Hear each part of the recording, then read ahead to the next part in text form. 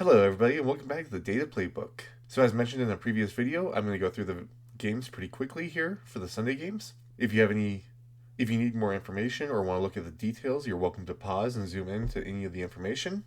But otherwise, I'm just going to try to get through it pretty quickly. So let's get into it.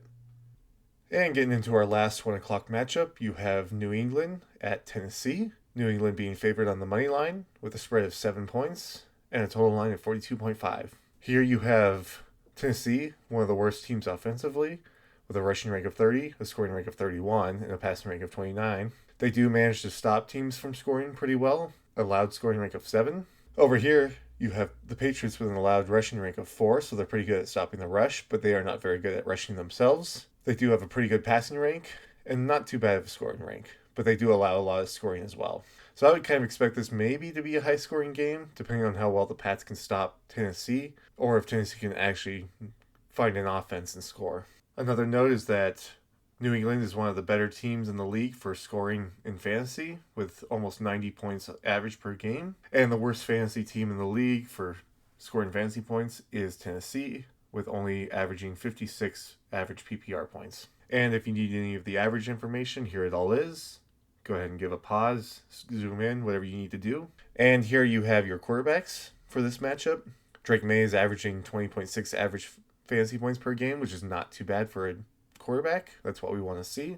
But over here with Cam Ward, you only get about 7.3 average fantasy points per game, so not nearly as good. He does have 4 interceptions this season, lost all 4 fumbles to sacks this season, whereas Drake May has had 2 interceptions, lost 1 to sacks, where Drake May has had 2 interceptions and lost 1 fumble to sacks. If we flip over to the average data, here you have it for the average information, and you have your breakdown of week by week. I'm starting to realize that these are going to become long, especially if you have more things like where Drake May has actually had a reception. So it starts to fill up the panel a little bit more, and it's harder to see. I have to actually scroll through these. So there's your top half, there's your last game. For our running backs, you have Stevenson and Pollard.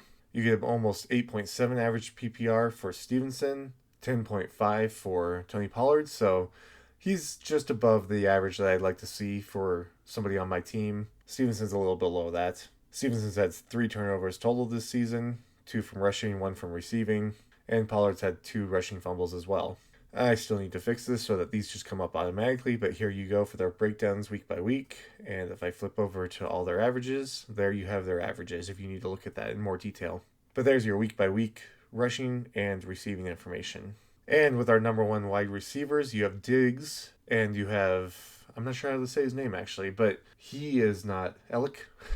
you have Ellick. I'm not sure how to say his last name completely. Anyway, you have Ellick here because Calvin Ridley is listed as out, so he becomes the number 1 wide receiver here. You get an average of almost 12 points in PPR for Diggs, which is not too bad from a receiver that I'd like to see. With Ellick, he gets 8.1 average PPR, so not too bad for being the second receiver on one of the worst offensive teams.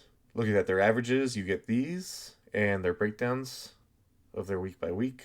That comes out to where Ellick actually gets almost 30% of the receiving share, which is actually a little larger than Calvin Ridley here, I think.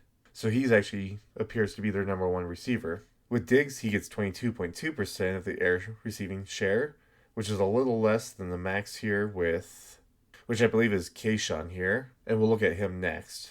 And just looking quickly at the number 2 receivers, like we said with Kayshawn, who does get the largest share here, and he does average 11 fantasy points per game in PPR. With Van Jefferson, who's going to become the number 2 this game, he only averages less than 5 PPR points per game. If I switch this over to the averages, there you have their averages per game and their breakdowns week by week. Like I said, Kayshawn actually is the largest receiver in New England right now, but it does get spread out between some of the other receivers, where several of them have over 20%.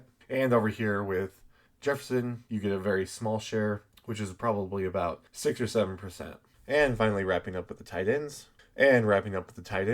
You have Hunter Henry and Chig, who again, I don't know how to say his last name. Chig gets 7.5 fantasy points per game, PPR, whereas Hunter Henry gets almost 11 fantasy points in PPR, so that's pretty good again from a tight end. That's something I'd like to see from a skill player. If I flip over their averages, this is what you get for their averages, and their week by week breakdown if you want to look through that. That gives Hunter Henry 20%, 21% of the air receiving yards, so he's up there with Kayshawn and Diggs. Over here with Chig, he has a pretty small percentage, like 7% or less, so not as much of an impact on the game. So I would think that the Patriots have a pretty good handle on this game with a better offensive ranking over the pretty terrible offensive ranking from Tennessee. They do have some pretty good defense on their side, whereas the rushing rank's pretty bad. Allowed rushing rank's pretty bad over here, so that probably cancels out. Doesn't really mean much. It all depends on how well maybe the Pats can pass on Tennessee. So we'll see how that works out.